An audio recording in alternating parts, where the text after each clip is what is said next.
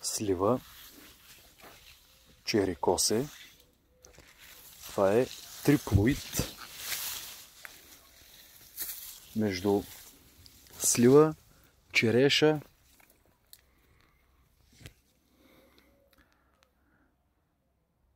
и кайсия. Подложка Мероблан 29, инвитро подложка. Този сорт е много атрактивен поради своите вкусови качества. Червени на цвят плодове, самоопрашващ сорт, студоустойчив сорт, сорт устойчивост, сорт с висока устойчивост на гъбични заболявания. Този сорт е идеален за отглеждане във вашата градина. Има много добри вкусови качества. Подложката го прави уникален триплоид чери косе.